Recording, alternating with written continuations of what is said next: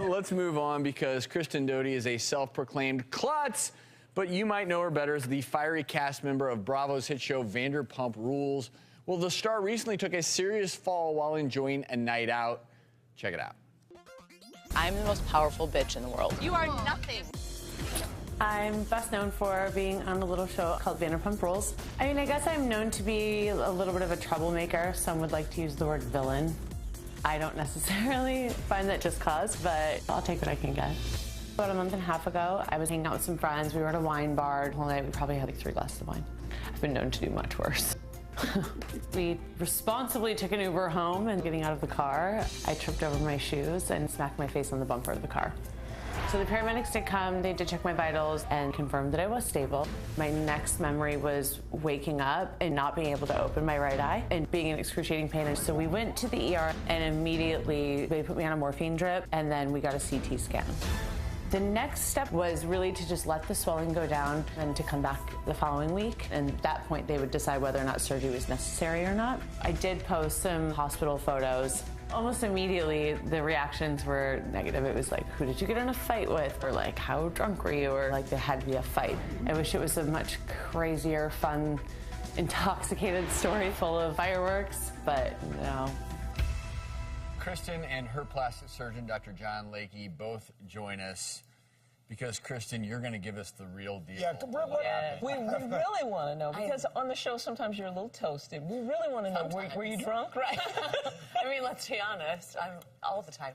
The real culprit was this devil shoe right here. Well, the devil shoe, did you get the shoe caught on something? No, literally, these are like my favorite shoes in the world. So, you know, as a woman, leather stretches over time. So a single strap around the ankle, and my toe slipped out. And so it was still wrapped around my ankle. And yeah, just kind of sidestepped. I fell, I hit the asphalt, I caught my fall with my hands.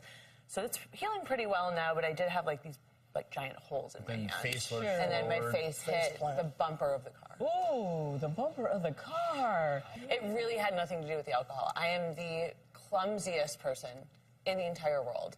I have 2 left feet. I'm a baby deer. I walk into everything. I mean, literally, I want to say maybe a week or 2 weeks after the initial accident, I'm tiptoeing around my bedroom at night trying to find my phone charger, lift my head up, smacked it on my dresser, had a laceration right here. That's why Kristen's new look is actually she wears dresses with a helmet and tennis shoes. She's ready to go, knee pads, right? This could be a new look. 2016, totally.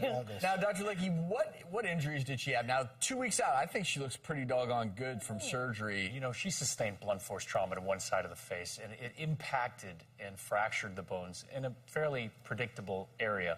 She sustained what's called a zygomatical maxillary orbital complex fracture, which in layman's terms, essentially, she broke several different parts of the face. What it had done, the reason why it made it so difficult is because the bones had overlapped. So the trick was to take her back to surgery to restore the normal width and projection of her face. Now, she's in the entertainment industry, so it makes it extremely difficult for the plastic surgeon, as you know, to hide all of the incisions. And so we hid through tiny incisions, you know, that are virtually imperceptible, restored the bones. My partner, Dr. Payman Danielpour, and I essentially reconstructed the right side of her face.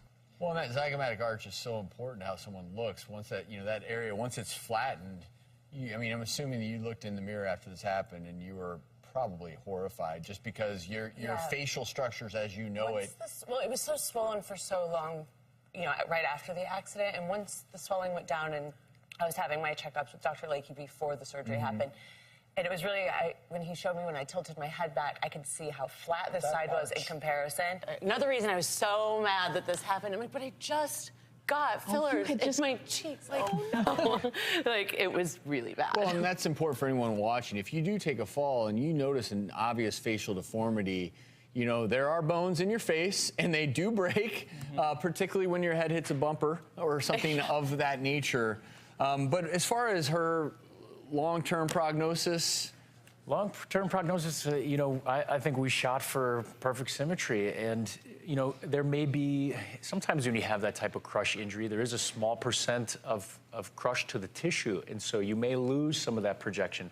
But overall, as long as you can get the bony structure, to really be as symmetric as the other side, I think we're working in the right direction. Lesson learned is I need to be a little more present. I'm always kind of thinking 5 steps ahead and not really focusing on what I'm doing in the moment, I think, which is why I'm so It also highlights when you are out and about, even if you're just having one glass of wine and you're wearing your favorite pair of shoes and maybe, you know, for guys, it could be tight jeans, for tight dress, whatever it may be, you are prone to falling. It can happen in a moment. Kristen, we're just happy that you're going to have a great outcome. Dr. Lakey, thank you for joining us.